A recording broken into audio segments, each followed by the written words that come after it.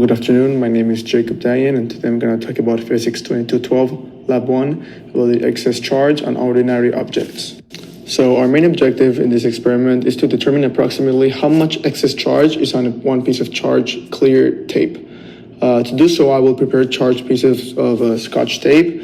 Then I'll determine the interaction between the two clear tapes pieces and with other objects, and then I'll determine the excess charge on one piece of charged clear tape, and then I'll use a closed script to simulate the interactions through a computational model. We're going to use some key concepts on this experiment, which is Coulomb's law, the gravitational formula, and the charge of a single electron. So to begin with the experiments, we're going to have some assumptions. First, that the air resistance is negligible. The tape was used as a point charge, focusing on the center of it, and that the tape had an evenly distributed charge throughout its length. And our models are that, each tape piece was used to model a point charge, and it was used to observe interactions between them. We also have that our system is, both tapes A and tape B. Our surroundings is everything else in the room, and our initial conditions are the two pieces of neutral tape with the same length and another piece of neutral tape stuck at the table. In the experiment, I used tape B to quickly repop the tape that was on the table. It either gained or lost electrons in order to charge it. Tape B was then placed near several other objects to test its charge. It was then placed above tape A with distance between them, and until the center of the tape started to repel from tape A, which is where the electric forces started to take place. And this distance was measured and used to calculate its charge afterwards. So after going through with the experiment, we can conclude that the tape was positively charged, which means it lost electrons during the process, and that tape B was attracted to my hand and repelled by another piece of tape, and that the tape B, when it was already charged, it was still attracted to other near objects in its surroundings.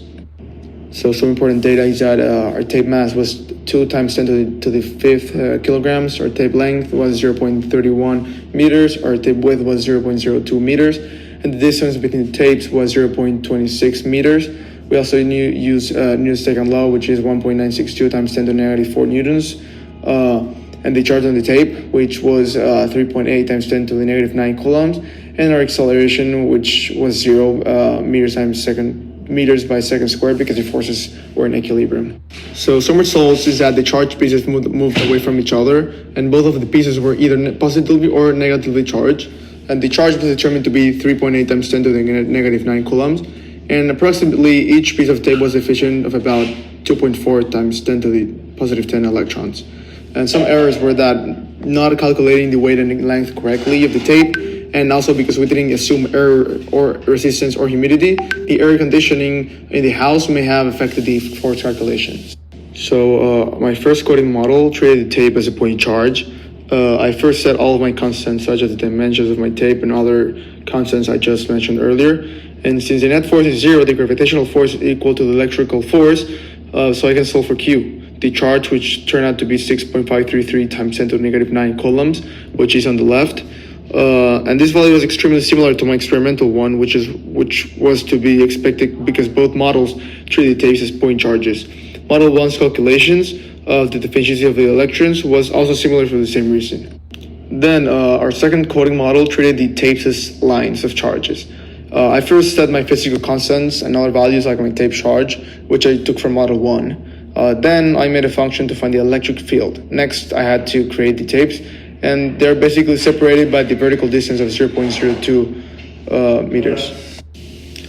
After that, a loop was made to go through each piece of charge on the top tape to find the electric field on the top charge due to the bottom charge, and also the electric force on the top due to the bottom. Finally, all values will be used to make arrows for the electric fields, the electric force, and the gravitational force, which you can see on the top. With the what if question asked, what would change about my observations if all objects' charges were reversed? And my answer is that there will be no change. All the same rules will apply where the opposite attracts and likes repel. Also, if the tapes were to be negatively charged, they would experience a loss of protons instead of a loss of electrons. The why question asked to compare my charge values from my experimental data and Model 2. The Q for Model 2 was less than that of the experimental, but that Q for Model 2 is more likely to be closer to the real value because the charges are actually more distributed across the surface and not condensed at one spot, which my experimental data assumed. To conclude, through this experiment, the interactions of charges were proven and were able to use Coulomb's law to calculate present charges in an object. Also, objects can be charges even by the slightest interaction, and electric fields play a huge role in our everyday lives. We just don't pay attention to it. And at the end of the experiment, the tape possesses a positive charge.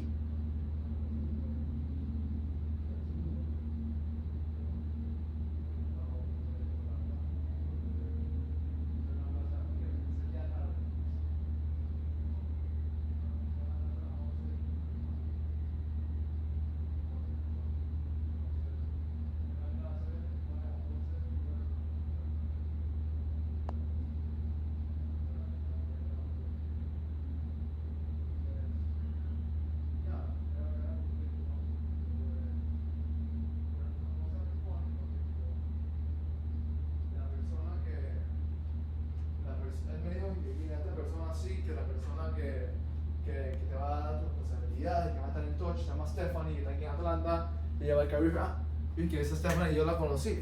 Yo pensé, me acuerdo que esa fue la tipa que me dio su tarjeta, vaina, y yo le dije, esa Stephanie, la asiática, y me dije, sí, yo dije, sí, esa es la que